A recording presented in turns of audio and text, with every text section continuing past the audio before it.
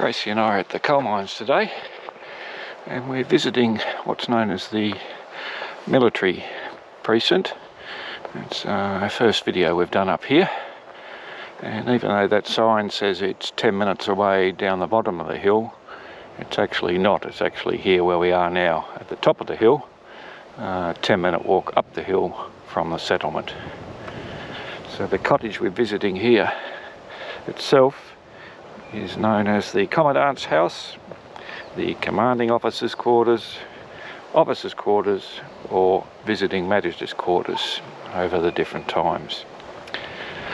What it used to do was, majority of the time, house a senior military officer, and he was also known as the magistrate, and he used to deal out the punishment like the lashes, solitary confinement, extended sentences to the prisoners at the coal mines, which means the magistrate over at Port Arthur didn't have to come over here anymore, which he did right at the beginning, I believe.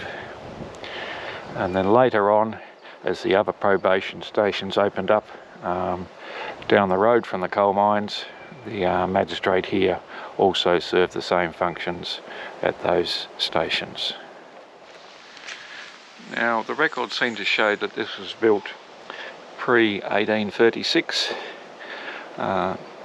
Lady Franklin, the wife of the governor at the time, John Franklin, visited here in March of 1837, so the building was already constructed by then. There is a sign here right out the front. It does have a diagram of the original plan of the building, but that would have been very handy in about 1836, but it's not very useful now because the different amendments that have happened to the building over time means that that picture there really has little relevance to what's here today, and we're going to go through the building and try to describe the changes to it over time. And what we do know was there was a turning circle for the horse carriages here. The middle of that is where that stump is now, and then you come down here to the front of the building, and you can see there we have a very nice sandstone patio, and across the top of here would have been a veranda. There would have been gardens here at the front, keeping in mind that when the convicts were here, all these trees, vegetation was cleared. So we'll walk along the front of the building. We'll just leave this section alone for the moment, and we'll head down to this end here, which is the original building. And you can see here we've got a beautiful sandstone step. You can see here where the timbers were supporting the doorway. So we come in here through the hallway, and on the left and on the right we've got a room 4.5 by 5 metres, and coming into this room here, I'm not 100% where the doorways came in,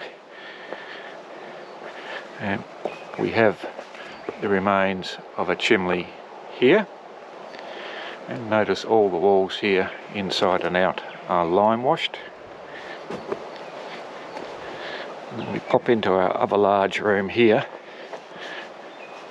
and we have a fireplace just here.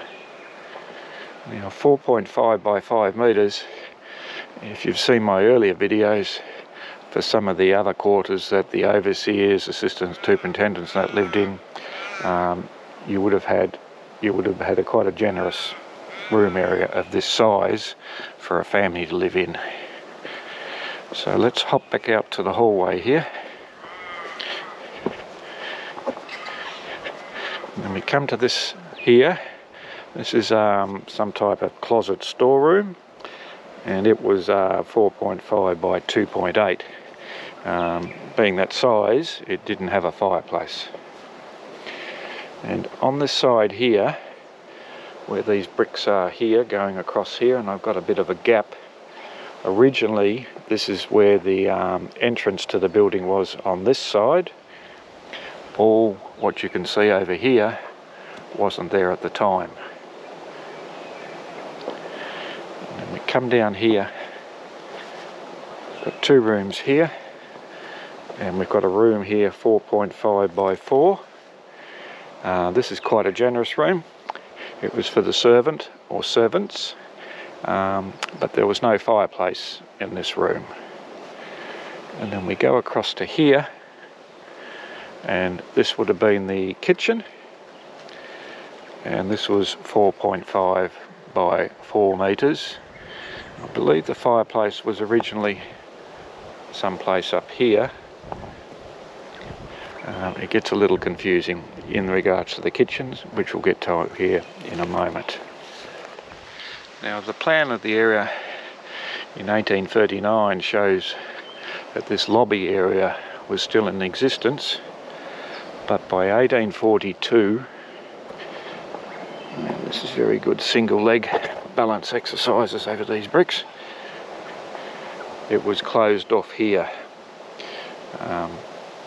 So it was an extra room basically that was added onto the building by the addition of that wall there. Now, sometime after 1842, further additions were made to the building. This wing here on the south end was added, and we'll go through the doorway here. You can see here we have a sandstone step, and then we have a room here that comes in at 6.9 by 5 metres with a fireplace here, and then another room of the same size with the fireplace backing off to here. Now wait, there's more as we continue down here, and the visiting magistrate obviously required a lot of room for his family, so we've got another room down here which is 5.8 by 6.9. So this is the largest cottage brick built on the settlement. I think the catalyst quarters would be the second after this. This area I've just shown you now, and we haven't quite finished, but this area here would be about the approximate size of the military barracks, which is located about 2 minutes up that way on the hill. And up there at one time they would have had 100 soldiers, wives, children, while this cottage here was just for one person and his family. So I'm surprised there wasn't a mutiny at some time down here. You can see along here quite clearly where the building was joined. This is our original building here, and we have these sandstone footings. But then we come to where the new building was started, and there is no sandstone. It's just plain brick with the lime wash over the top. And then here, where the join was, there's a crack where they tried to join the lime wash between the old and the new. Let's continue around the front of the building again.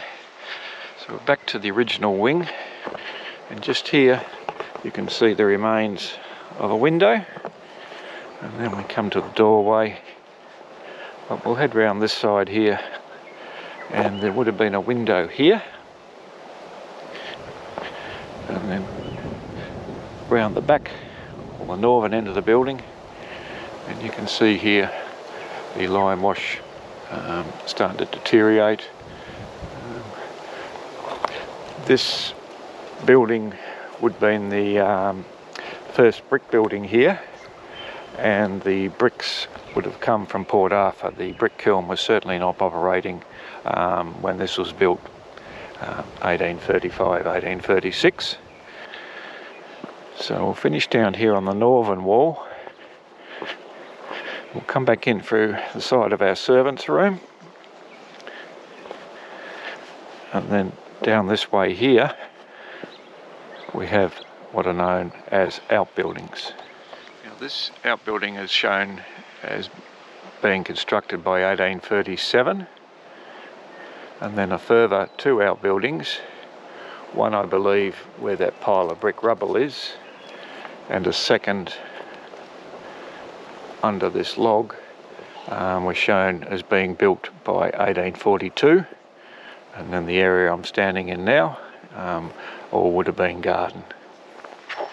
So let's have a look into this large outbuilding. And as this was built early on, I'd probably suggest that this was the first stone-built structure at the settlement, as well as the cottage itself being the first brick-built at the settlement. Now down here we have what I believe are the remains of an oven, fireplace oven. I suspect this was, it seems to come out a bit more, some type of basic bread oven, and this may well have been part of a kitchen area as well as the end of the building up there. You can see it's got a bit of covering on it, so they did do preservation work down here, but that was a long time ago, as you can see by the covering of moss over the top of it.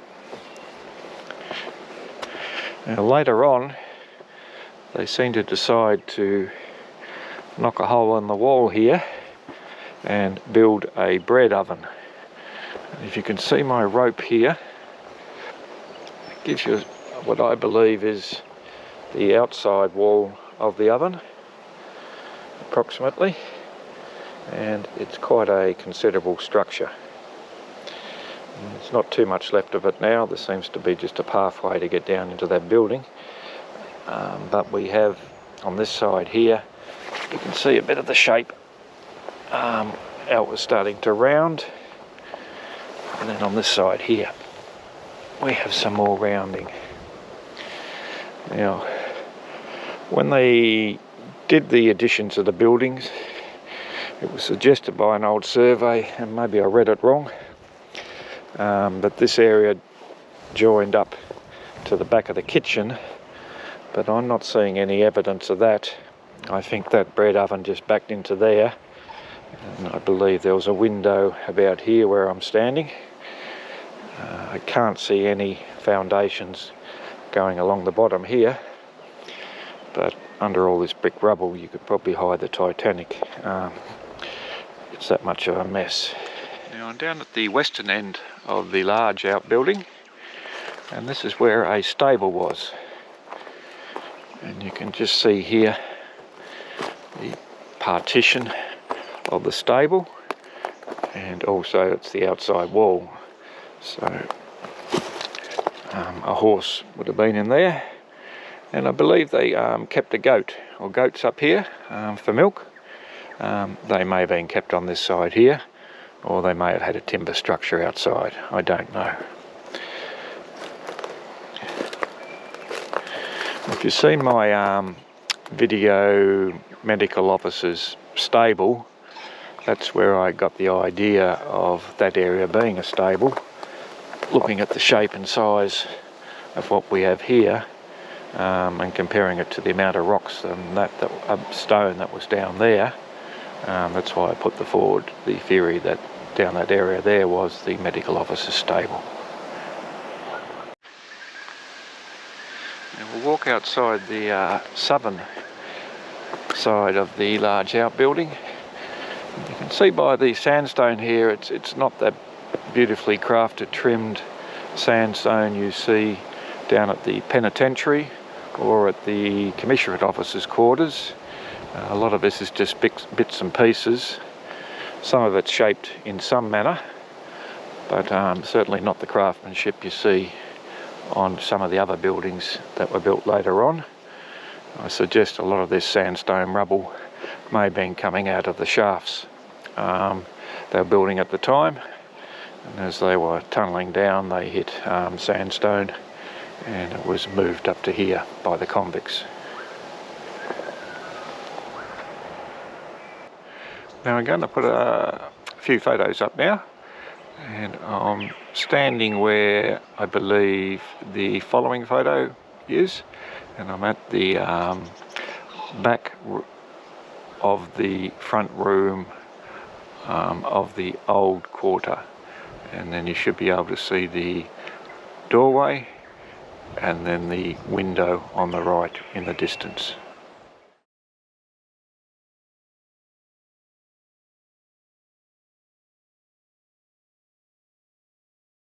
Now the following photo I'll show you where I'm standing now is the northeastern edge of the building, and you have nothing but the doorway entrance left here now, but you should be able to see where the window is on the right of where we're looking now, then the doorway, and then another window, and then right in the distance there a gap where the doorway was for the new extension.